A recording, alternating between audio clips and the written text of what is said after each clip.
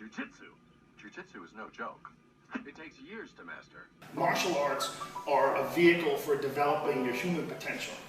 And nothing in my life has ever put me in face with reality better than jiu-jitsu. Training in BJJ offers a powerful lens through which to examine some primary human concerns: truth versus delusion, self-knowledge, ethics, and overcoming fear.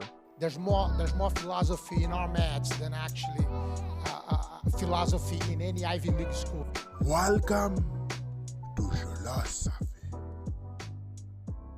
What up, guys? Jiulosophy Iki here. Unfortunately, our main co-host, John Jitsu, cannot be here today. Soon, he's gonna come back. But it's a very special day. We got a very special guest, main man and friend and training partner, Ollie. What up, bro? What's up, man? How's it going? Thank you for having me, man. Cool, bro. What do you think about the new setup? Man, can I just take this moment to say, Yeah. this is legit.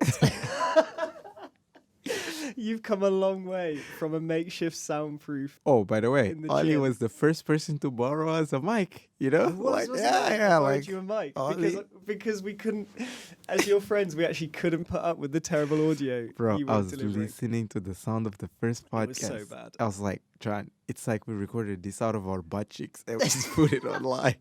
It's just like, what is this? I remember we were in the gym and I think you said to James, is there any feedback you'd give? And he's like, yeah, I want to be able to hear you. So bad. But no, man, this is really professional. Yeah. This is better than I was expecting. Well done, man. I'm glad. Now we don't have to ask people in the gym, hey guys. Yeah, could you be quiet in the fight gym? Just 30 seconds, just 30 seconds. And then we hear bags in the back. Bah, ha, ha, ha. Nah, this is the real deal.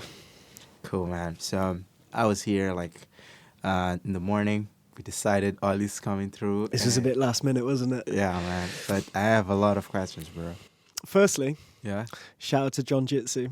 Please don't think I'm stealing your spot here. Nah. This is all very impromptu. And we like you said, man, we only decided to do this morning. Yeah, man. But you have questions. And as our producer said a few minutes ago, Tupac said, what did Tupac say? Tupac said, he said, talk about the Mercedes, not the model. Make it Exactly. timeless. And John is a very timeless guy, so his spot is untakeable. Is that a word? It is now. Yeah, okay. So, before anything, we're supposed to talk about a philosophical topic or idea, and I think I got it.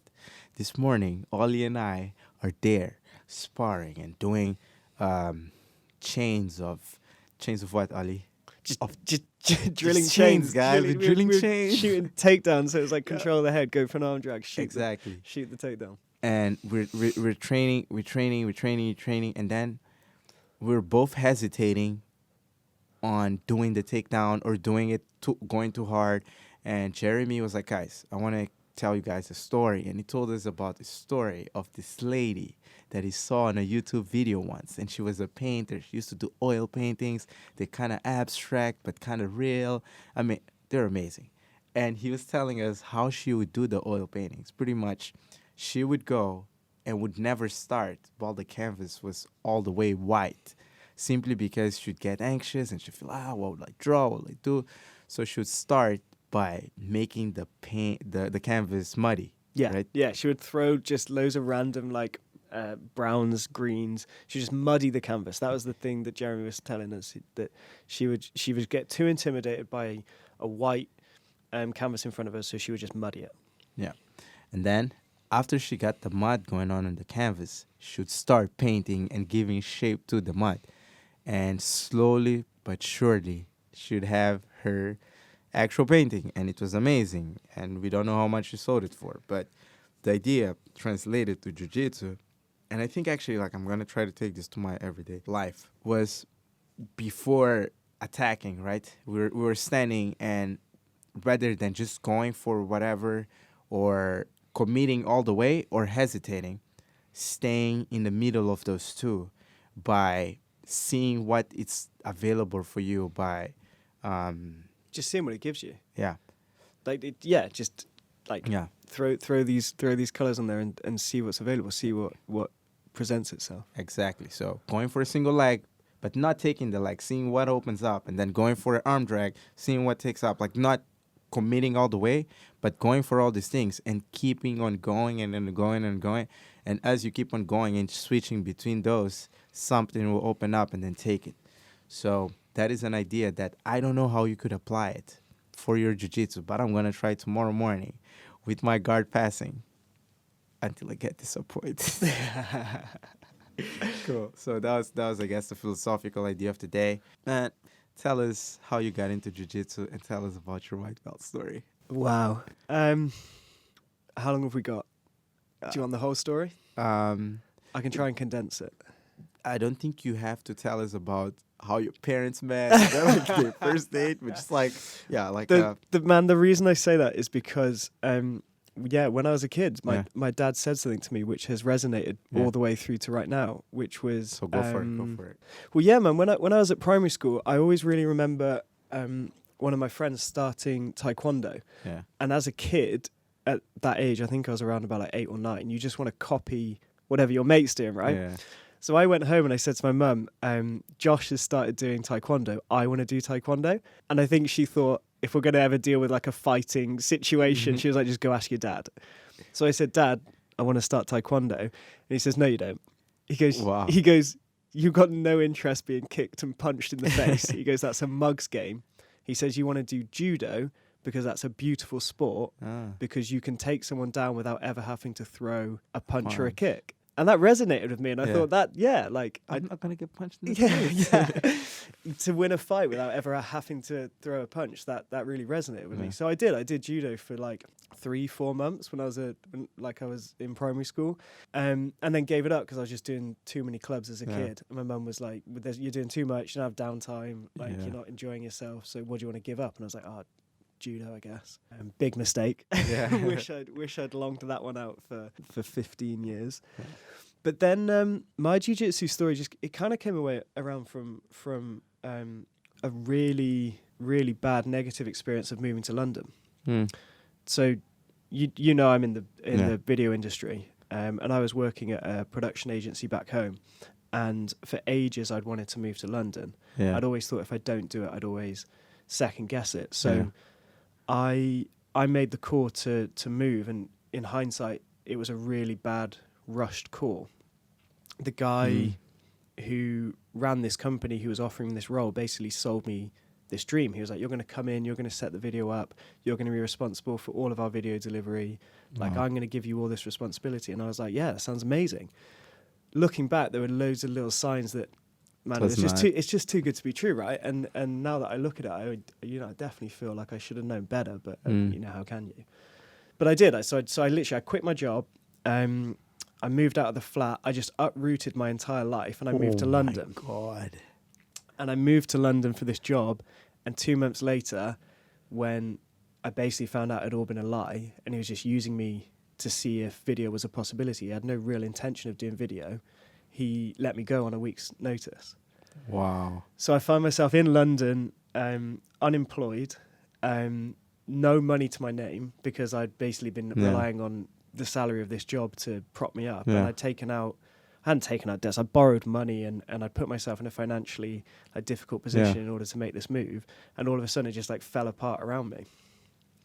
And I went for 3 months without work. And I came 2 months away from literally having to just throw it all in. And literally declare bankruptcy because I couldn't pay rent. I had all these mounting credit card debts where I was trying to stay afloat. God. And I'd borrowed as much money as I felt comfortable from my family and friends, and as much money as I could really. Yeah.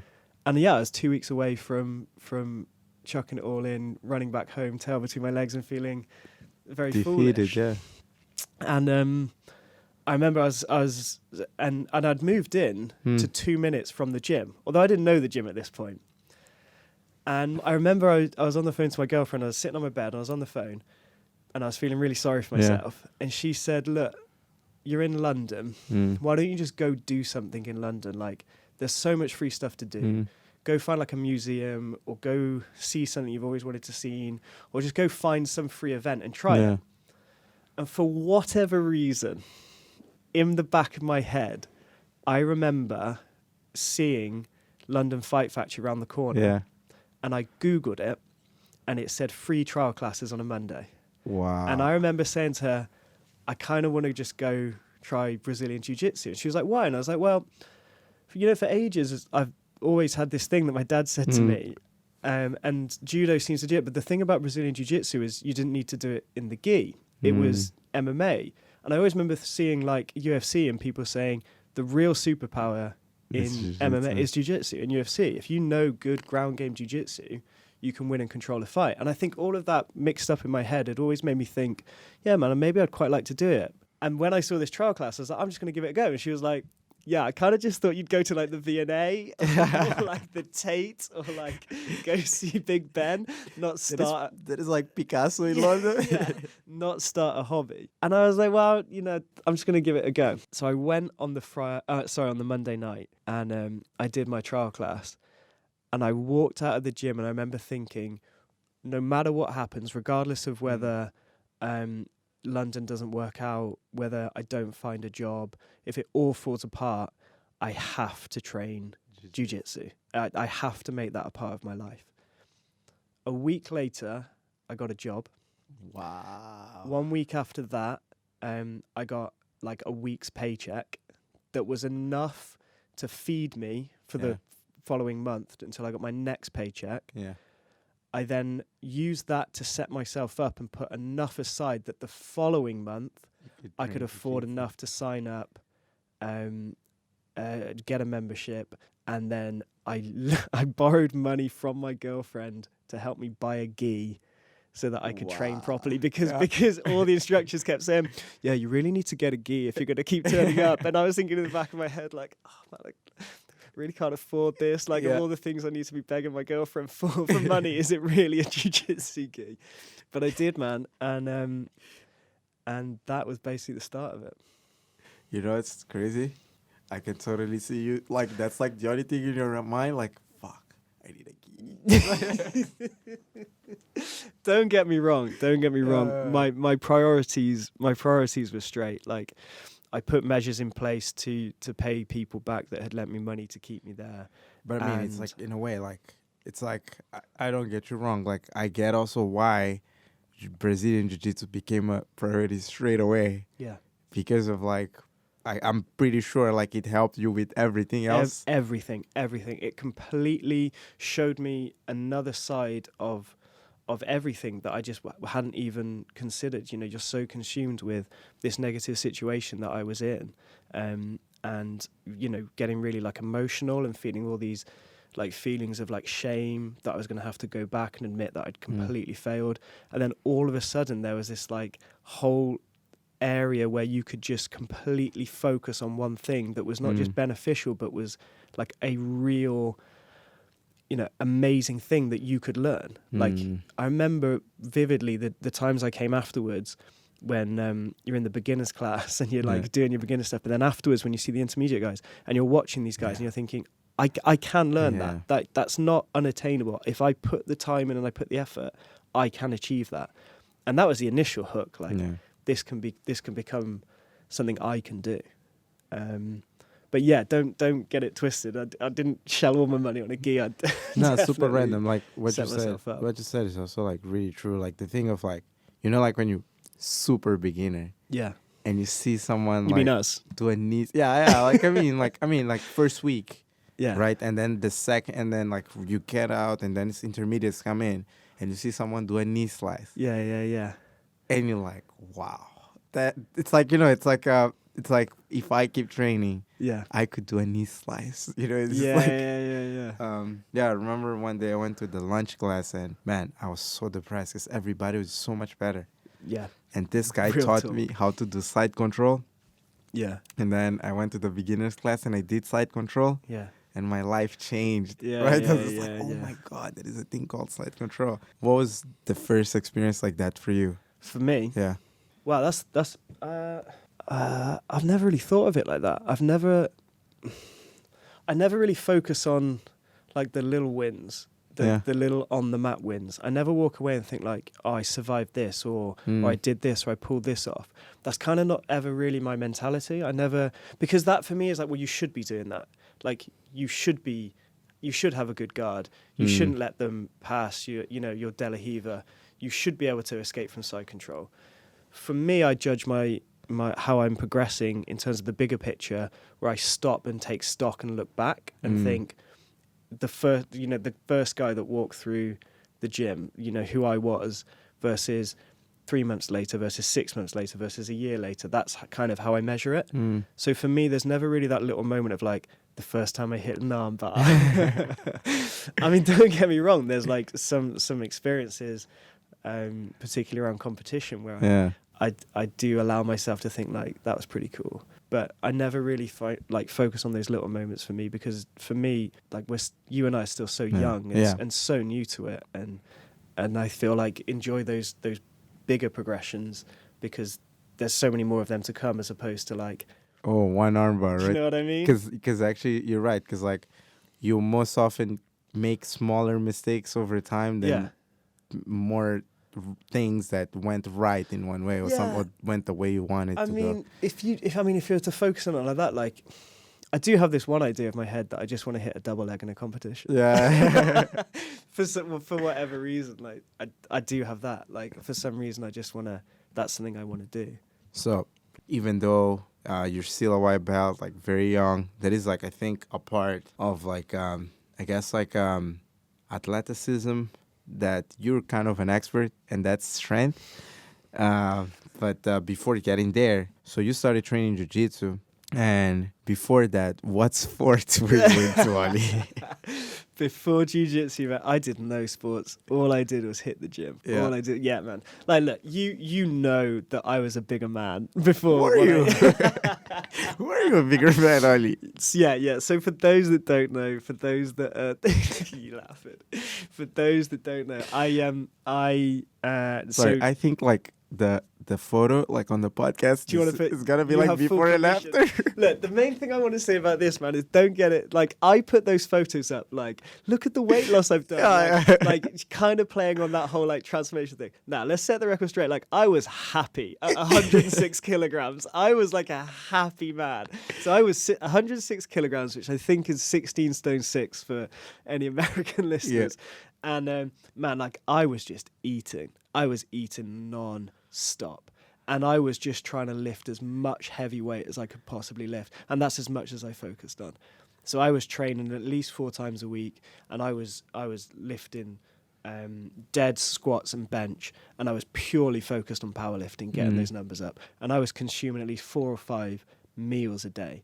Not like them little snacks you get, like those little like grey snacks, not whatever it is. Health Men's Health magazine. No, 6 meals I'm a day. talking like chicken, rice, sweet potato, and I was having 4 to 5 of those a day easily. So yeah, I was definitely, but I didn't do any other sports. So it was purely about shifting as much weight as I physically could, and then it's got to the point where a big part of that is because of the people in the gym I was hanging around with. That was their focus. So I got into that, and you start to see gains, and you start to do that. And if you're into that, then you find it impressive. Then good for you. That's great. And I'm not belittling it. The point that it got to me though was I had to ask myself, why am I doing this? I wasn't good enough. My lifts weren't good enough for me to compete. I had no real desire to compete. So all that was happening was I was just a big old boy shifting weight, but for who? And I didn't it got to the point where I didn't even really enjoy it. Like, you can go to the gym and enjoy your time there, but if it's everything, if it's not your everything, but it is, and what I mean by that is like, if that's not what I wanted completely my life to be about, but that's what I am doing every single day. You're actually being authentic. Then why am I doing it? Yeah. And I think that's absolutely right. I wasn't authentic. So yeah, I just kind of slows. And actually, some guy was like, Ollie, if you lost all the weight but kept the muscle, you'd look really impressive. And I was like, damn, like, is that a compliment? So I did. I cut down. I think I dropped from about 106 to 90 just through diet and cardio, and then I probably started jiu-jitsu at around 90 kilograms. and I dropped down to 80 comfortably. So 10 kilograms probably fell off. Bro, that is so preposterous. I think first time I told you, like, oh yeah, I lost 30 kgs. And then you're like, yeah, me too. And I was like, whoa. Yeah, Like, I yeah. saw your pictures, like, oh my God. Yeah. who's But this guy? yeah, so then I was sitting at 80, but then recently I've dropped down to 73. So I've lost, 33 kilograms. But then here's the thing that's interesting. Yes, you did lose weight, but you kept like a solid strength training regimen. Yeah. So everyone always enjoys asking me like, "Oh, you lost all that weight, but did you lose all the strength?" Yeah, of course, naturally. Yeah. Like for a number of reasons. Number one, you get good at what you train. So if you stop training that much and you stop training at that intensity and for those purposes, then naturally you're going to reduce. But also the sheer weight that just fell off me, like, yeah, of course you are going to lose some of that strength. But you mentioned my regime. Yeah, the regime hasn't gone anywhere. Definitely not. It's changed. So I now train dedicated weight sessions only twice a week. But the mentality of I need to keep this up and I need to do it it's just a part of my life now. It's almost like not even something I consider. It's non-negotiable. It's I come in and I do those sessions, and you can wrap that up in whatever nice little saying you want. You know, our coach has a good one, which is you pay the price, the rent is due, like every day, every single day, and that's what I do. But I never think of it in terms of like a good old, unless I'm posting something on Instagram and then I need like a good little thing to wrap it up in. But no, like I know that that's what you have to do if you want to improve, if you want to get better. So I do it. And that's interesting because like we've been training for 2 years now, and you've been training really hard. And two things. First is I think it's interesting how people get injured in jiu-jitsu. I feel like where's the word? Don't talk about injuries. Well, actually, I'm injured at the moment. Yeah, so. yeah. Like, I mean, in a sense of, I think everyone has their weaknesses. And yours is probably like your fingers. My fingers are a mess. Right? Yeah. I on average pop my fingers at least 2 to 3 times a year, easily. And it is becoming a real issue. It's put me out of this competition this weekend. Yeah. Yeah. Touch wood, I am lucky I haven't picked up anything other than a sprain from a real nasty ankle lock. That took me out for 2 weeks. The fingers tend to take me out for a couple of days and then I'm back in, although I really should be lasting for longer, but no, nothing major. Yeah, and I think like in many ways, like being, I remember Galinho mentioning this, but actually having like a good structure, like physical structure of muscle stuff, like it helps. Yeah, definitely. Yeah, shout out Galinho. That boy is looking jacked at the moment. And I'm not blowing smoke at that boy's ass. Like, he's looking insane. So I've known him, for 2 years? Yeah, 2 years. Man, he's looking the best shape he's ever looked. And he attributes it to the kettlebells that he does. Just doing weights in general. But also, he does a lot of yoga. And that's something that I've never done. No, I mean, even when I was training powerlifting, I didn't do nearly as much stretching and foam rolling as I needed to do. But in terms of like a solid base, yeah, I can 100% get behind that. Just even from like supporting, your lumbar, the hips, like having that base, that platform of like muscle and strength and support, definitely, I think is really important. And all credit to that guy because he's really dedicated to it, and the results have paid off massively. I have like 2 more questions on this topic. Yep. Which are, in your opinion, they take you to a freaking island somewhere, and you can only take 1 barbell. Right? You can take as many discs as you want, and maybe a bench, right? And they say you can only do 3 exercises to stay in shape, to come back, like to stay strong, stay fit, and you can take maybe 1 extra thing, like of your choice, but 3 exercises for strength, and strength that is gonna help you with your jiu-jitsu. In your opinion, in your short-lived experience, what exercises would you pick? All right. In order of priority? Yeah. Number 1, bicep curls. No, I don't believe you. For real?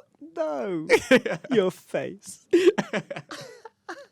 I was like, yeah, deadlifts. Like, I was literally deadlifts or squats. In my priority, I was like, oh, Bicep curls.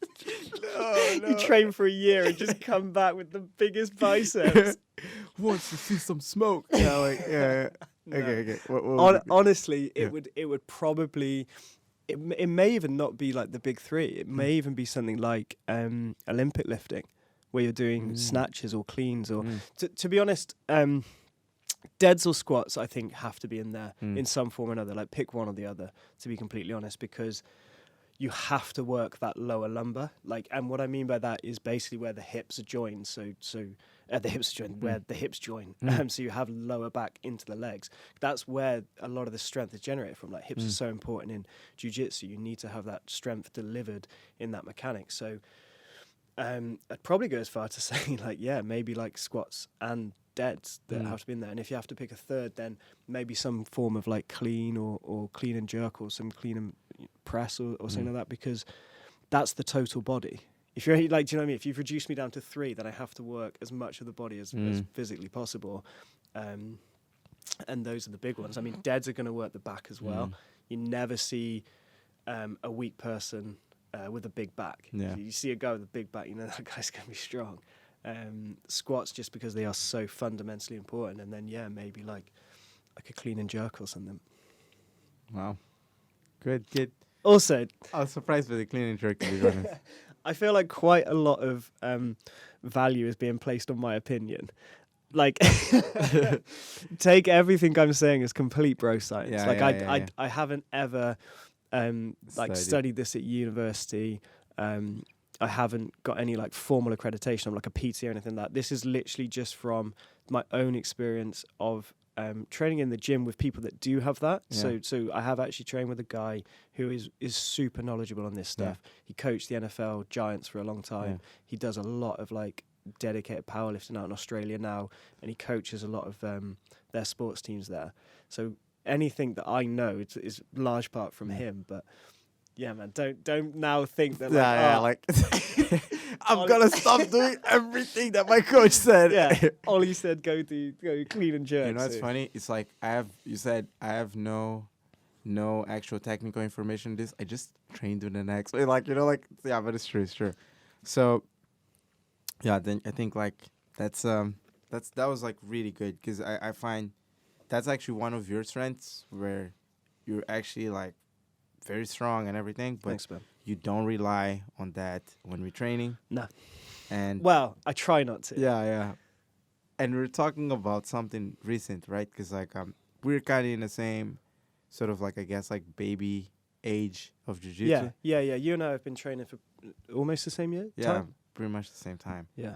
And one thing we were talking about the other day, and this goes like in parallel, right? It's so you've been competing seriously, and that's like, for me, that's been super inspiring. And I think that's not just for Thanks, me. man. It's like, you know, and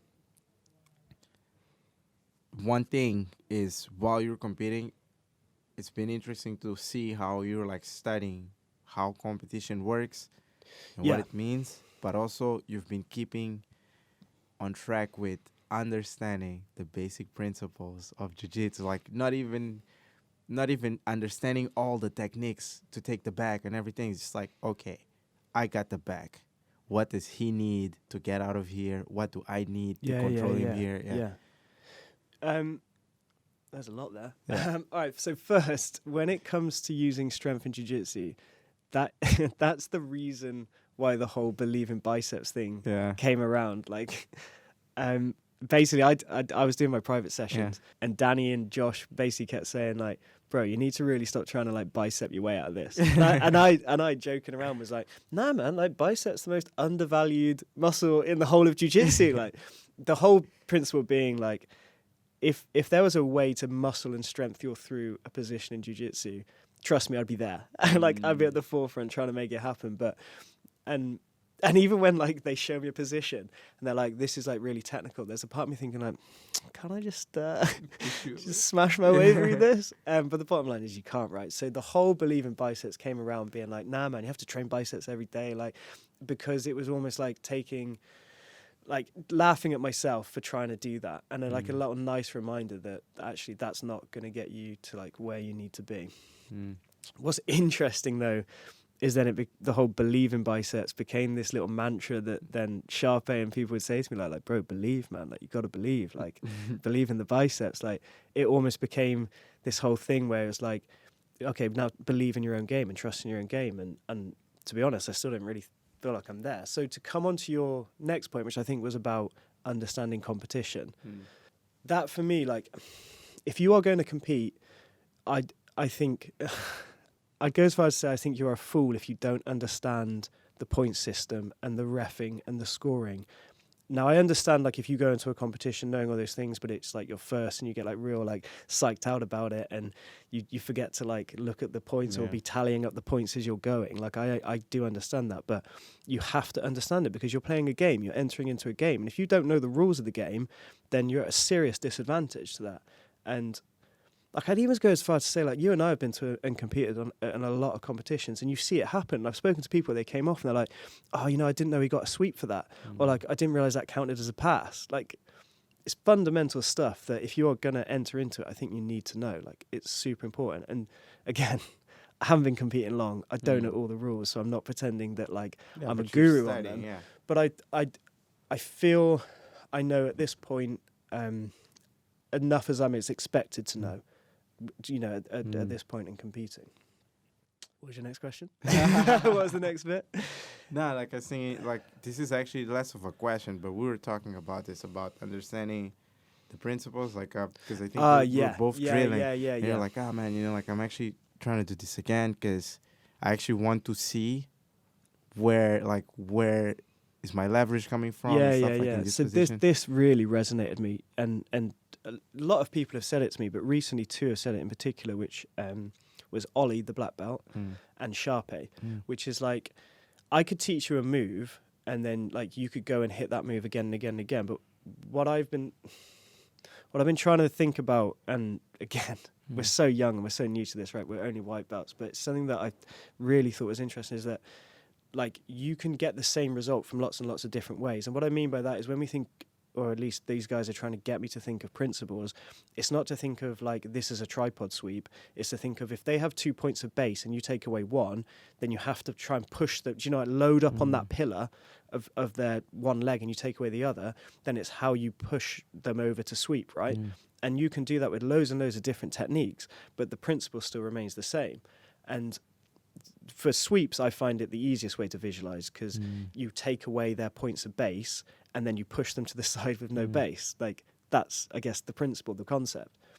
Now, when it comes to passing, it gets a lot more complicated, and that's obviously demonstrates my shortcomings at the moment in terms of how that works. But Ollie said it to me, and Sharpay showed it in action, and all of a sudden it became, oh, okay, so you take away their points of base and you push them where there is no base. And it sounds really simple, but I think for you and I, it's getting to that point where we're not getting as flustered in a fight, or even just when we're drilling on the mats, like we're starting to see that. And now the execution isn't there, don't get me wrong. Like I'm not sitting here being like I see jiu-jitsu. It's not like that at all, but it's starting to think of it in that way, which I found super interesting and something that I know you and I have been trying to work on.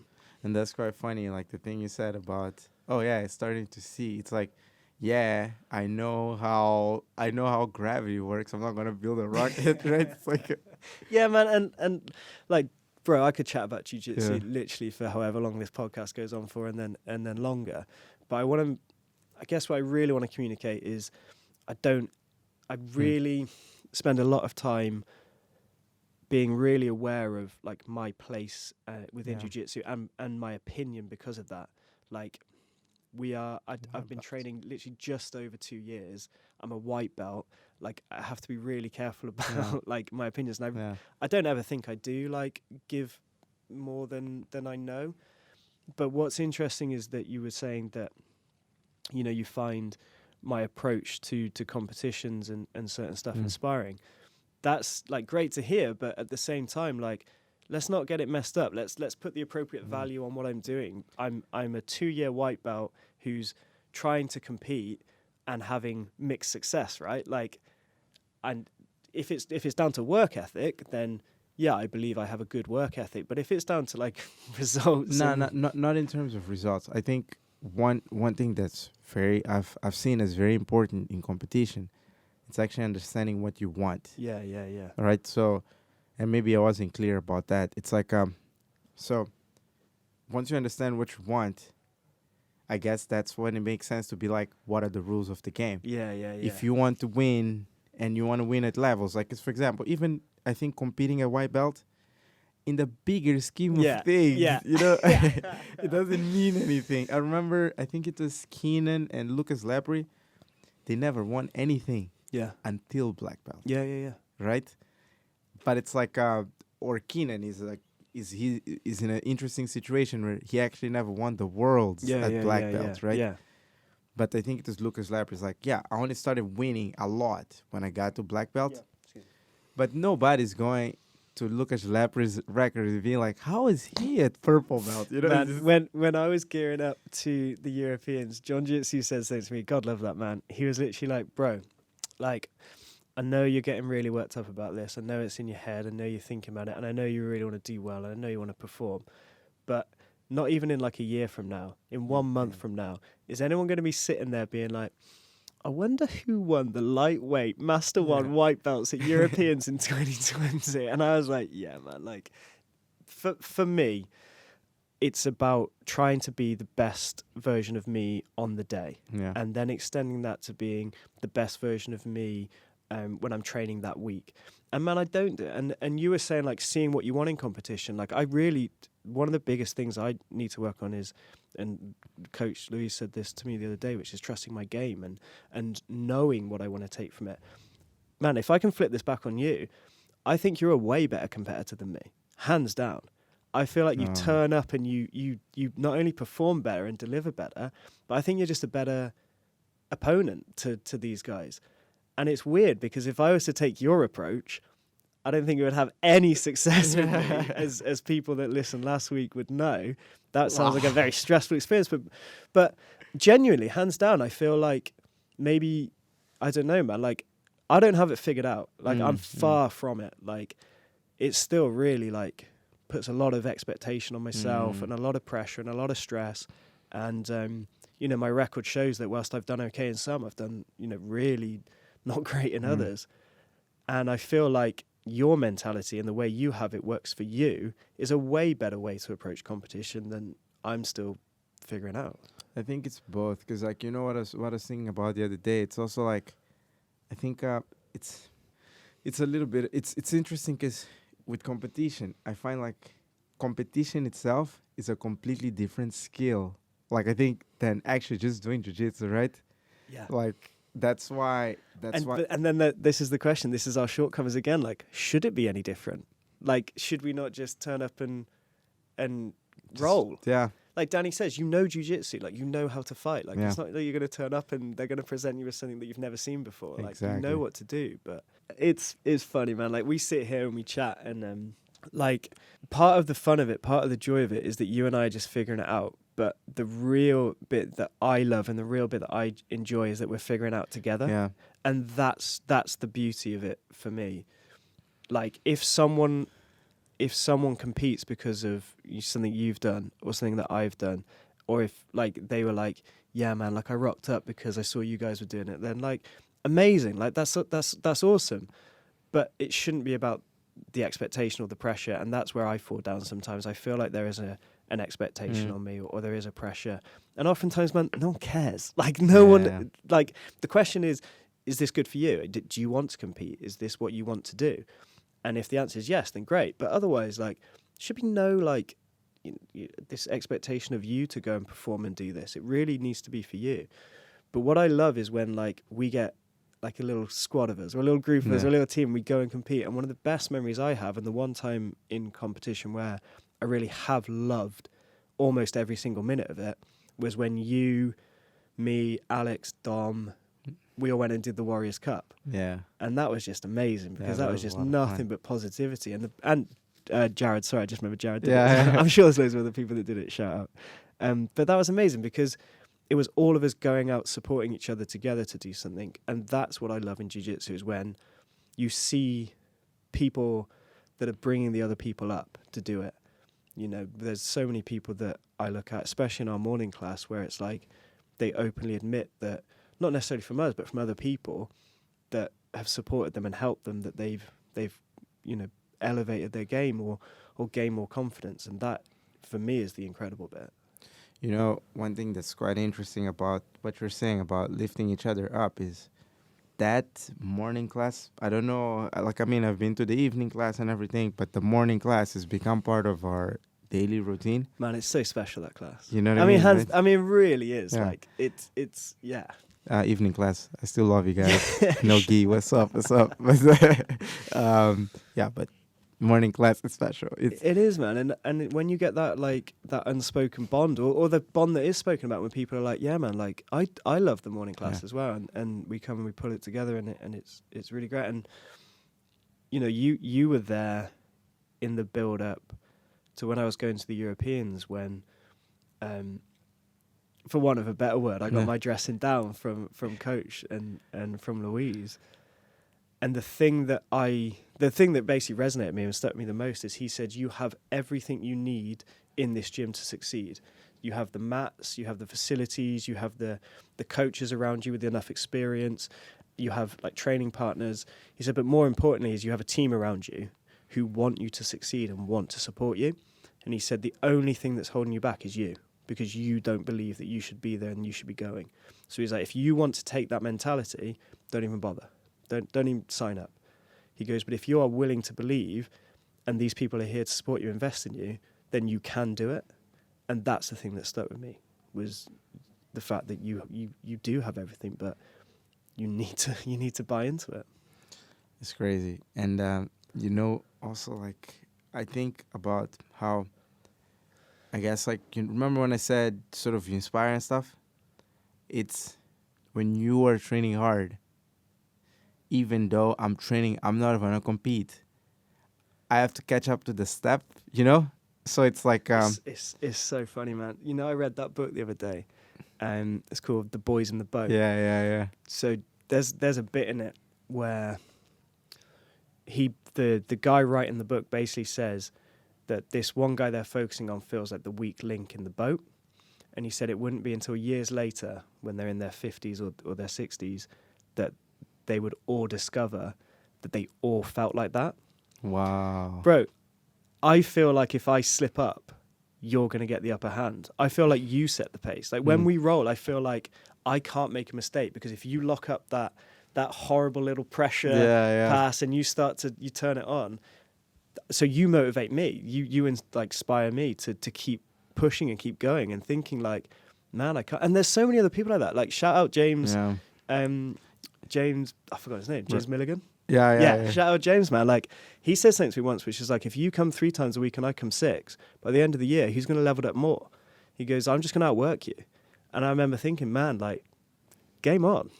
And it's almost like this morning we did a private together with Jeremy, and we were doing stand-up takedowns, and we were doing links, right, between arm drag and controlling the head and going to a single leg or double. And one thing that Jeremy always says is, you could pretty much do the whole stand-up like that.